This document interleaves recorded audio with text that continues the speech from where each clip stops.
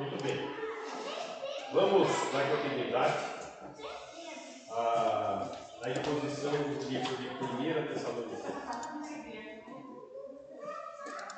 Vamos lembrar que essa carta ela está trabalhando com um incentivo. Ela está nos motivando em meio às lutas, às adversidades que nós temos nessa vida, a termos vidas consagradas. Tanto que o tema do primeiro capítulo é de consagração. Precisamos estar consagrados ao Senhor. E essas lutas levou o apóstolo Paulo a vindicar, a clamar a proteção do ministério, a proteção da igreja, a proteção dos irmãos, em função dos ataques dos inimigos. Então, Paulo levanta um clamor para que a justiça divina julgue essas ações humanas.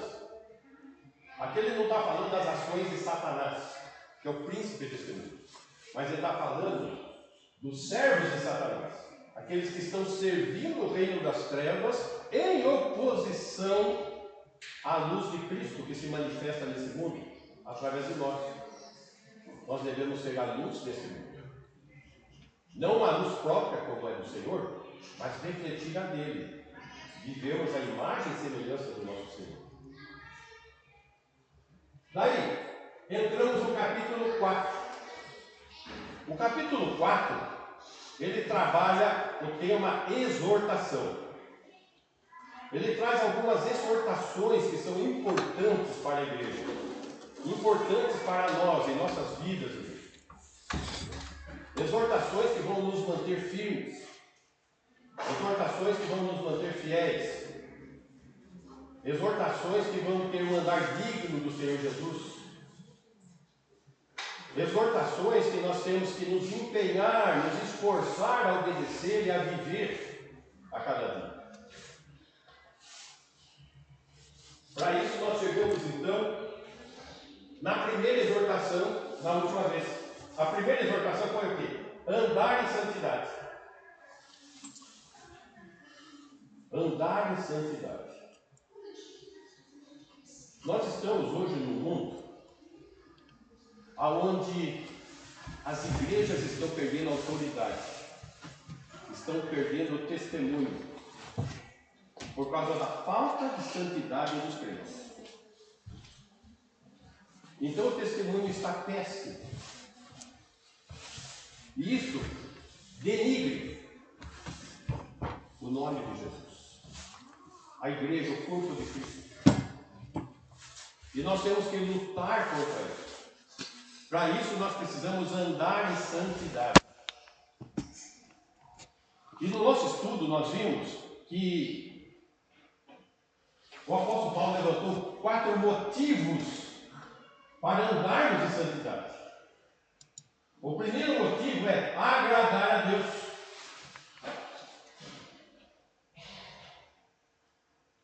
Vocês percebem que muitas vezes nós nos empenhamos tanto em agradar pessoas? Quanto mais deve ser o nosso empenho em agradar a Deus? Enoque andou com Deus. Enoque agradou a Deus. E Enoque foi tomado para Deus. É exatamente a sequência do capítulo 4 de 1 Tessalonicenses. O capítulo 4 termina com o arrebatamento, quando a igreja santa é tomada para o Senhor. Agora, não numa santidade em que nós podemos viver na força de vontade que possa haver em nós, mas naquela força que vem do Senhor. Porque aquela força que vem do Senhor, que nós acabamos de cantar, enche-me espírito, endireita os meus caminhos. Foi isso que cantamos? Essa glorifica o Senhor. Essa é andar em santidade, glorifica o Senhor. Obedecer a Deus. O segundo motivo para andar em santidade. A questão da obediência é algo muito contraditório. Porque nós estamos num mundo, numa sociedade, onde tudo não é bem assim. As coisas não são absolutas. Então, o viver em santidade e obediência a Deus não é absoluto. Aí, essa obediência, em parte, ela mancha o senhorio do Senhor Jesus. Nós temos que observar que a obediência, ela que tem que ser a maneira de mais agradar a Deus. Precisa o quê? Obedecer. E se nós formos ver as prioridades que têm sido postas em nossas vidas, nós vamos notar que tem faltado obediência. Porque a coisa funciona da seguinte maneira: eu vou servir ao Senhor, eu vou parar para ler a Bíblia, eu vou orar, eu vou à igreja, se der tempo. Se tiver uma lacuna no dia. Se o tempo apertar, o que fica fora não são as outras coisas, são as coisas de Deus. Prioridades. Nós temos que pôr prioridades. Antes de falar Deus em primeiro lugar, é todas as coisas dele em primeiro lugar. Se nós não demonstrarmos obediência, como que vamos ter autoridade de falar a respeito desse senhorio? O que é senhorio? Senhor da minha vida. Agora, como que eu vou expressar isso? Em obediência. Esse andar de santidade também traz a necessidade de glorificar a Deus. Observe, se eu agrado a Deus, obedeço a Deus, a minha vida está glorificando. Essa é a razão de existir do ser humano. Viver para a glória de Deus. Então precisamos, com nossos atos, com nossas ações, com o nosso viver, com o nosso falar, com a nossa maneira de ser e até de pensar, temos que ter tudo submisso ao Senhor de maneira que glorifique o seu nome.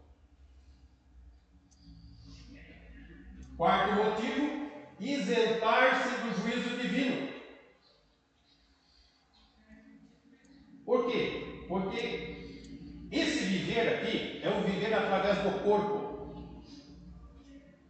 E é isso que o texto está dizendo. Nós devemos glorificar ao Senhor no nosso corpo, tendo uma vida de santidade, não se deixando dirigir a defraudação.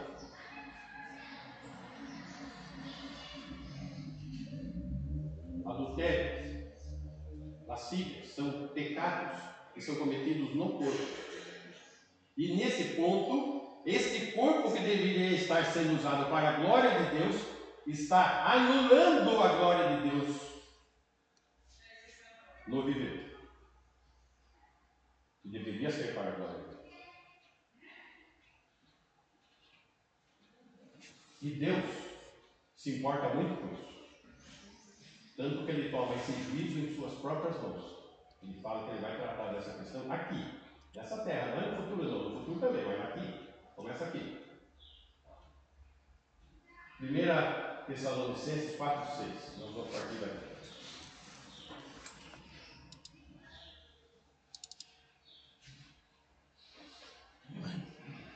Tessalonicenses. Acho que é 8. 4:6. Foi no 8. Tinha colocado errado aí. 4:8. Aí. Que nesta matéria ninguém ofenda nem defraude a seu irmão. Que matéria? A lascívia, o adultério. Porque o Senhor, contra essas coisas, como antes vos avisamos e testificamos claramente, é o vingador. Quem é o vingador? O Senhor. Ou seja, o que nós plantamos, nós colhemos. aqui o que diz respeito a isso. Tá? Então é muito importante esse andar em santidade. Isso nos conduz ao tema de hoje. A segunda exortação. Andar em amor. Vamos lá. Versículo 9.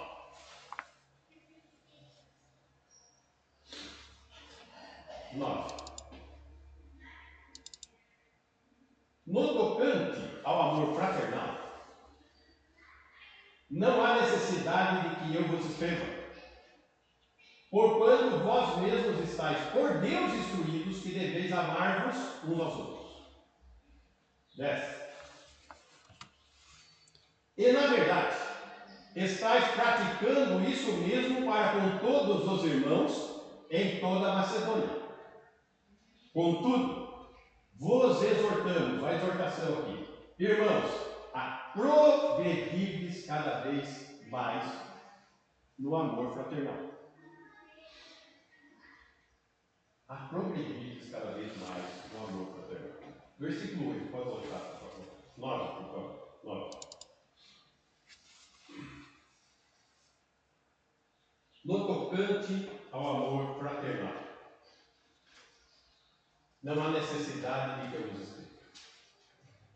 Aqui, essa exortação é uma exortação de encorajamento. Encorajamento para quê? Para buscar a excelência naquilo que já está praticando. Se nós somos de Cristo, nós já estamos praticando isso. Em meio a quê? As difíceis condições de vida, as circunstâncias difíceis desse mundo, as lutas que nós temos no dia a dia. Tá? Nós temos que buscar o quê? Seu amor fraternal.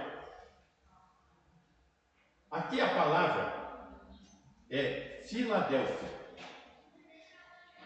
Filadélfia.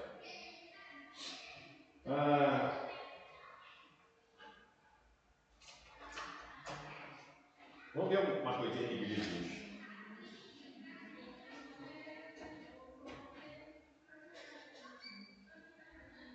Esse é o F. Fi. Esse é o M. Lá. O A. Lá. Délfia. E D. O E. O L de novo. O F de novo. O I.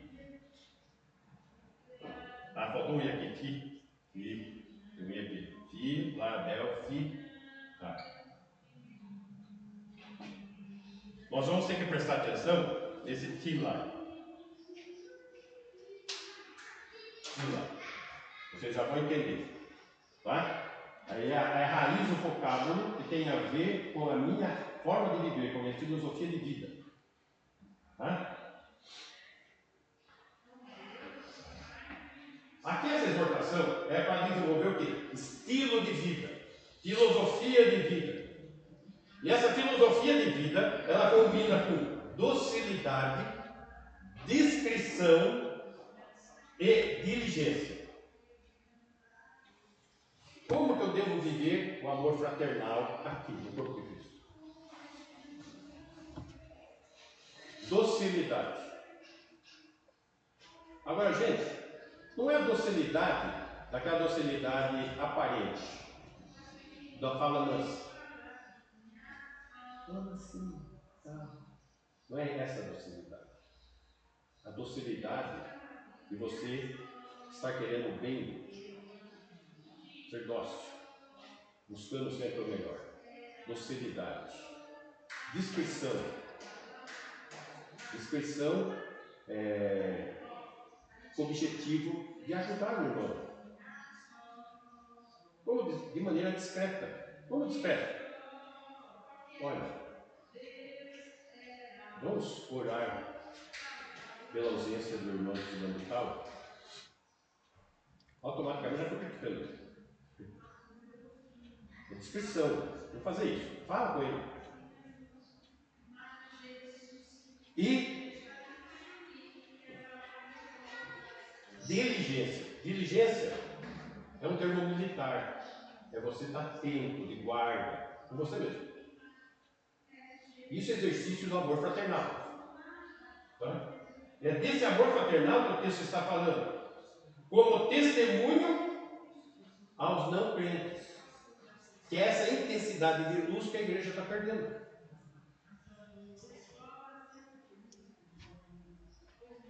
Portanto, o comportamento cristão nos relacionamentos da igreja precisa ser marcado por crescente amor fraternal. Andar em amor.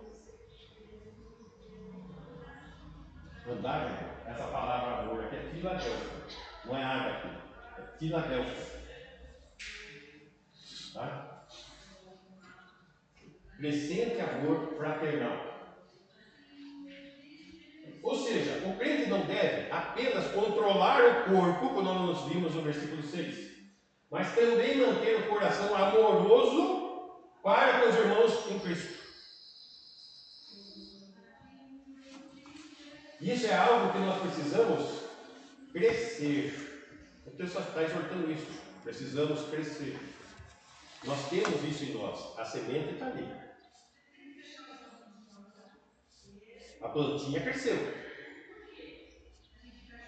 Mas só que ela tem que ser desenvolvida. Tá? Assim, como no pecado, a palavra-chave, como o pecado é a palavra-chave do paganismo, o paganismo do pecado é a palavra-chave. O amor é a palavra-chave do cristianismo. Isso tem que ser a marca. Porquanto vós mesmos estáis por Deus instruídos e deveis amar-vos uns aos outros. De quem está vindo a instrução? Deus. De Deus. Vamos compreender o que é isso aqui. 1 João, capítulo 2, versículo 20. 1 João 2, 20. E vós possuís unção que vem do Santo, e todos tendes conhecimento. Como que Deus vai agir em nós para isso? Pelo Espírito Santo, pelo qual estamos selados. Nós possuímos a unção do Espírito. Todos os que creem possuem. Só que precisa o quê? Encher o Espírito, andar no Espírito, para poder alcançar isso.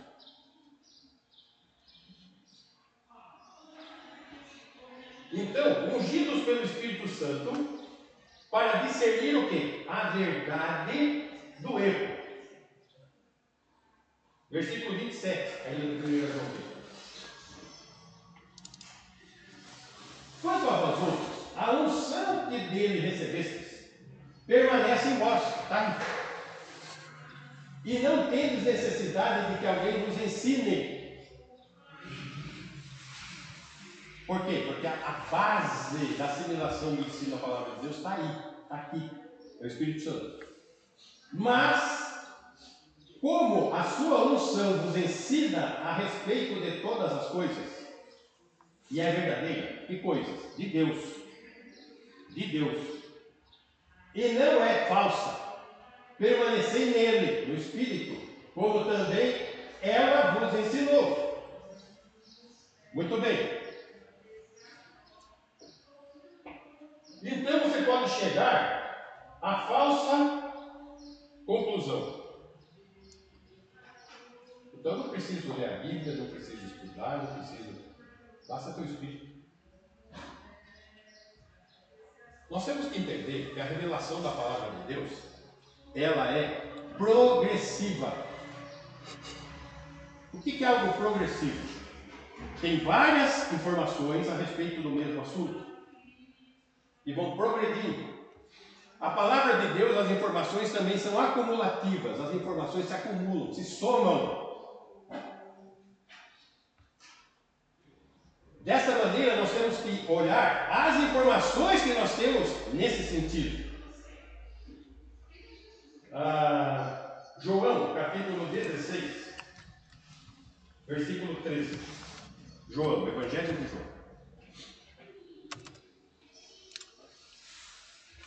Quando vier, porém, o Espírito da verdade, ele vos guiará toda a verdade. Aqui, Jesus está profetizando a descida do Espírito Santo em Pentecostes. Tá? Porque não falará por si mesmo, mas dirá tudo o que tiver ouvido e vos anunciará as coisas que hão de vir. Isso ia ser concedido quando? Pentecostes. Quando concede a promessa. Versículo 14. Ele, o Espírito Santo, me glorificará. A quem? Jesus.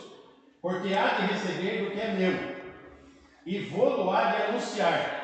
O Espírito de Jesus. Por isso que nós recebemos o Espírito Santo para sermos ministrados ao Senhor Jesus. Muito bem. 1 Coríntios, capítulo 12, versículo 7. A igreja, corpo de Cristo, tem uma razão de ser, de existir e de funcionar. 1 Coríntios 12, 7. A manifestação do Espírito é concedida a cada um visando um fim proveitoso. O Espírito deve se manifestar em nossas vidas para o fim proveitoso. E o fim proveitoso apresentado na carta aos 1 Coríntios é a edificação da igreja. O fim proveitoso é fortalecer a igreja. Não é algo pessoal, egoístico, mas é algo proveitoso que vai ser ministrado para todos. Versículo 11.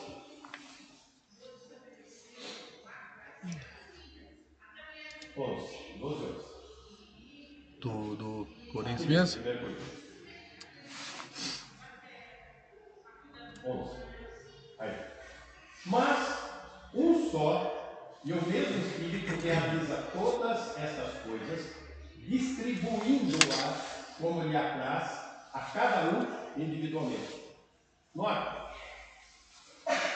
Como que vai essa ação que tem por finalidade a edificação, o fim proveitoso? O Espírito Santo vai conceder a cada um. Ele vai dar. Não é o que nós queremos, é o que Ele quer a respeito de dom. Que dom eu vou receber da parte do Espírito Santo para um fim proveitoso na igreja? Não sou eu que escolho, é Ele.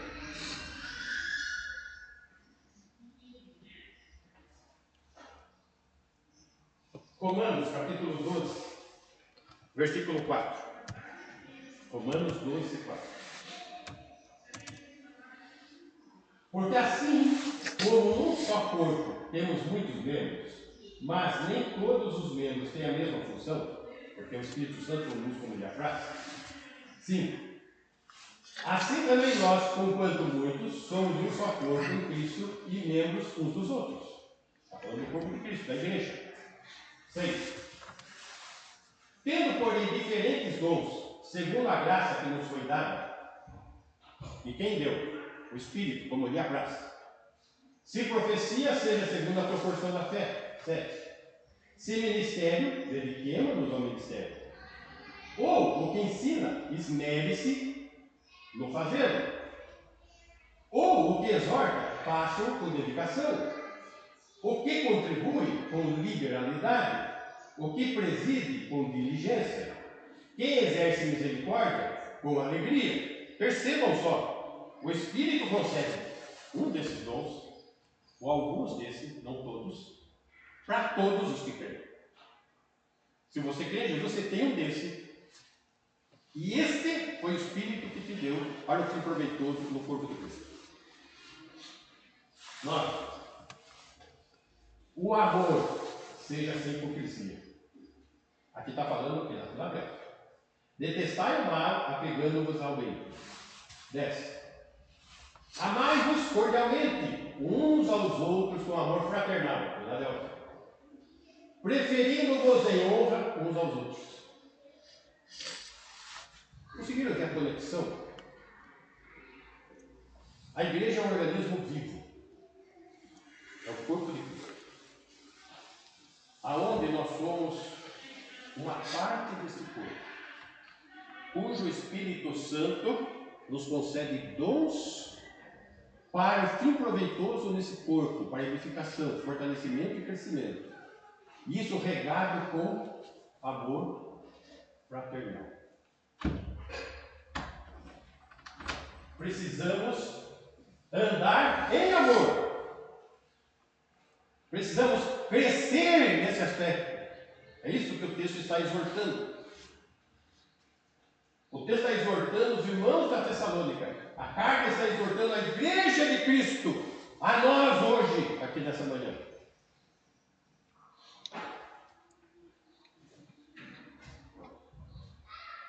Voltando lá ao nosso texto. 1 Tessalonicenses 4, versículo 10.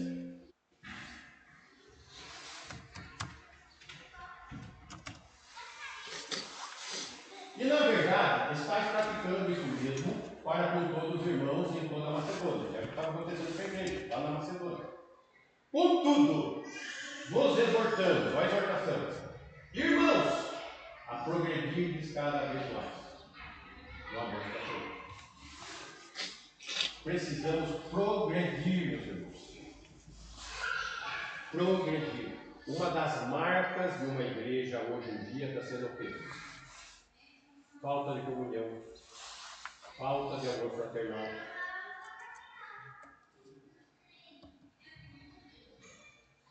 É uma coisa que nós temos que estar observando.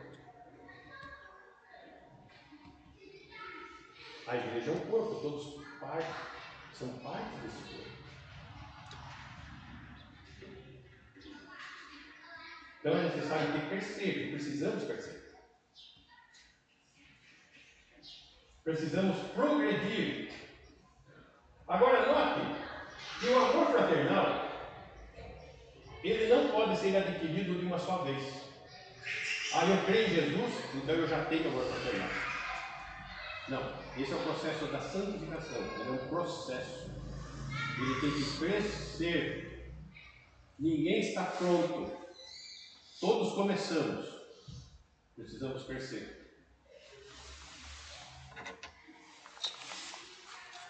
Note que tem uma sequência natural nas instruções de Paulo: consagração, santidade, amor.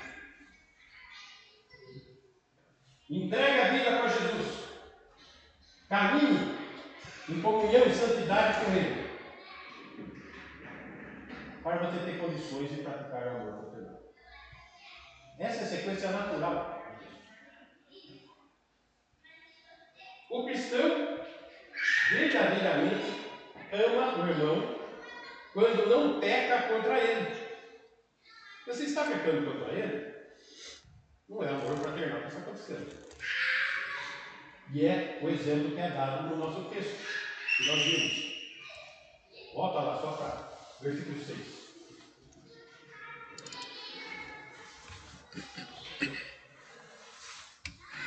Nessa matéria, ninguém ofenda nem defraude a teu irmão, porque o Senhor contra todas essas coisas, como antes vos avisamos e testificamos claramente para o vingador. O que ele está falando? Da defraudação.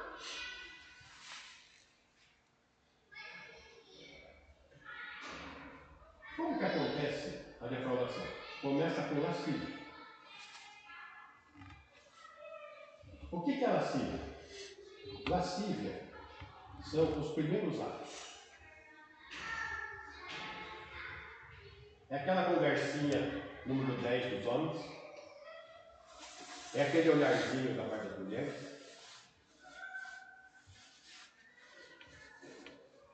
É aquela roupa que vem para a igreja não para glorificar Deus, mas para chamar a atenção do sexo oposto. Isso é lascívia. Esses são os primeiros atos para chegar ali. Por isso nós temos que ter santidade na igreja. Porque a lascívia não é o ato em si que acontece lá na frente, mas a preparação começa ali. Isso é lascívia. Para chegar no na defraudação. E Deus fala, eu sou vingador. Porque a finalidade da igreja não é essa. Muito bem.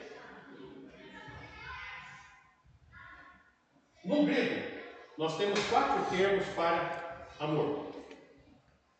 Eros, onde vem erótico, fala do amor físico, sensual. Interessante.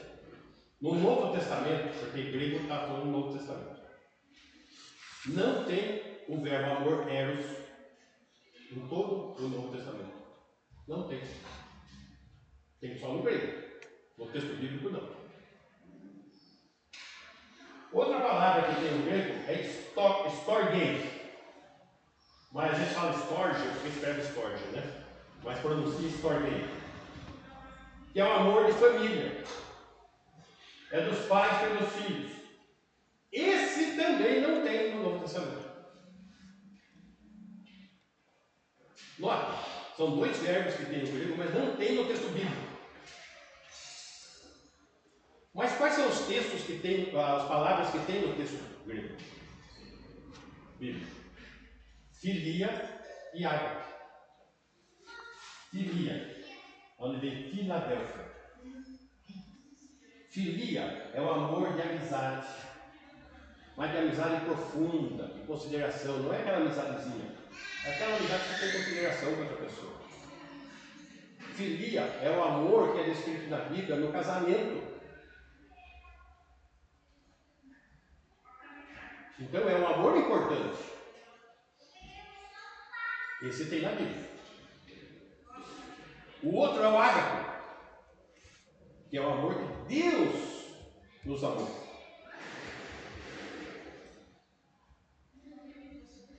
Aí que está a questão. O amor de Deus, Ele não escolheu porque eu tenho mérito. Ele não me escolheu porque há virtudes em mim. Ele não me escolheu, não, Ele me escolheu que aprove a Ele escolher a sua graça. Um pecador que não tem atrativo nenhum a Ele. Esse é o amor ágape.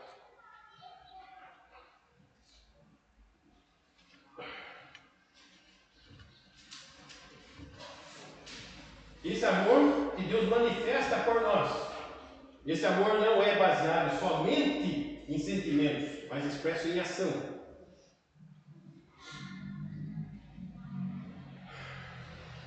Sendo o amor de Deus, ele só pode ser produzido em nossas vidas por Deus. Nós não conseguimos produzir. Ágape é amor de Deus. Ele pode conceder esse amor a nós, para amarmos o amor ágape. Mas é dele, ele que está concedendo. Nós não podemos produzir de nós mesmos.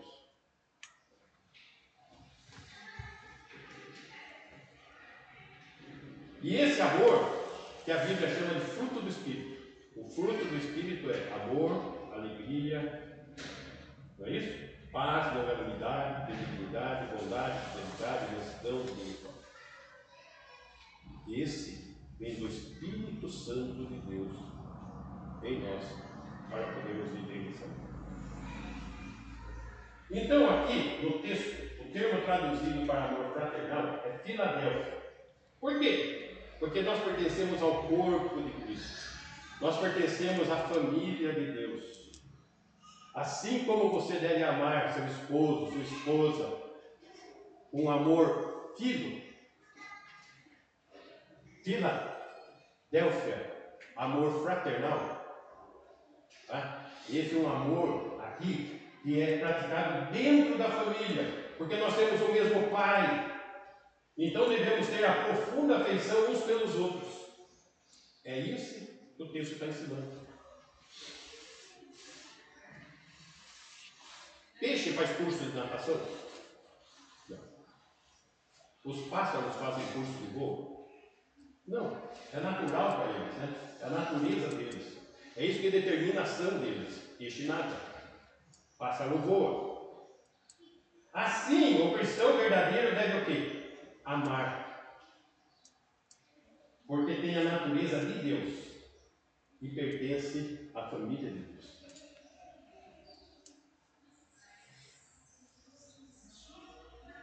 É a natureza que nós devemos ter.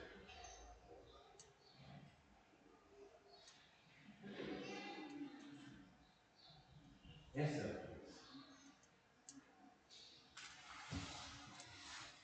2 Pedro, capítulo 1, versículo 3.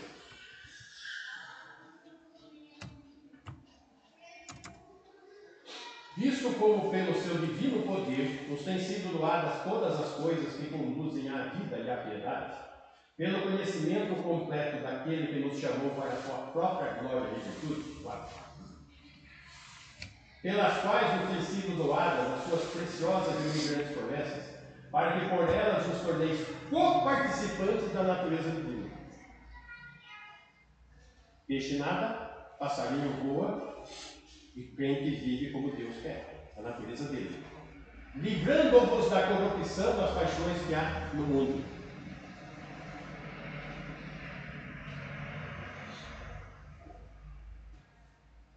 Romanos capítulo 8, versículo 16. Romanos 8, 16. O próprio Espírito testifica com o nosso Espírito que somos filhos de Deus. Que Deus fala para a gente. O nosso Espírito. Você é filho. 17.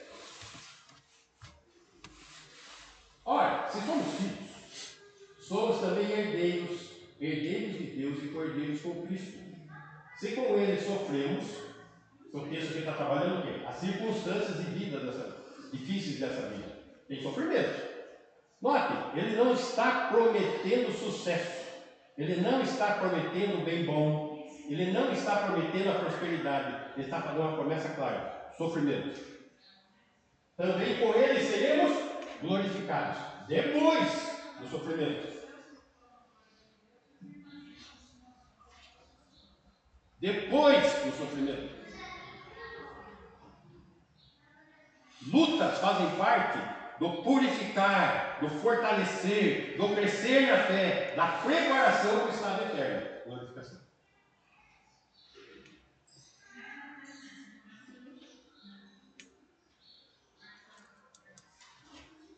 Vamos encerrar cantando aquele corinho? O pessoal do louvor, quem que está aqui? Claudinha? Maria Antônia? Acho que ele está aqui, só vocês duas, né? Ah, Carol. Márcia, vem ajudar. Se essa igreja ficar de pé, nós vamos encerrar cantando um coração igual ao teu.